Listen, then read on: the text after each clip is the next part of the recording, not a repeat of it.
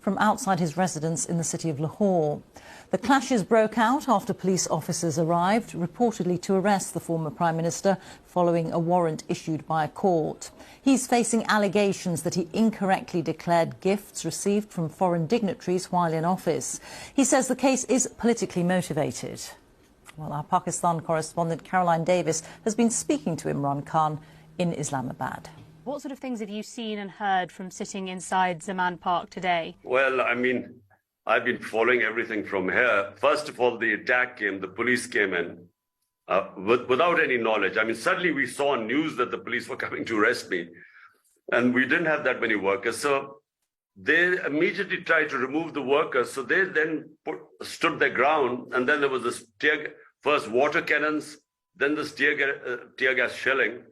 So, and inside my house, we had all our eyes smarting here, and we were sort of washing our faces because it came right inside the house. So now there is a lull. They're gathering more force. I'm all mentally prepared that I'm going to be spending my night in a cell. I got on how many nights, but I'm all prepared for that. But I think they're determined this time. They really won't be behind bars. So why are you resisting arrest when the police are coming now? We had taken bail, protective bail, till the 18th.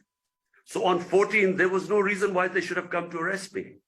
And the worry is that this is all mala fide. What I would want in Pakistan is rule of law. And rule of law means simply whoever breaks the law should be punished. Now, whether it is someone in my party or someone against me or opponent, they should all be subject to the law of the land. The law of the land says that there is an arrest warrant out for you, that you are resisting. So are you not following the law of the land? It is not the law of the land, because I had a protective bail to the 18th. They've come 4 days earlier.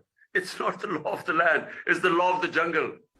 Imran Khan, opposition leader in Pakistan.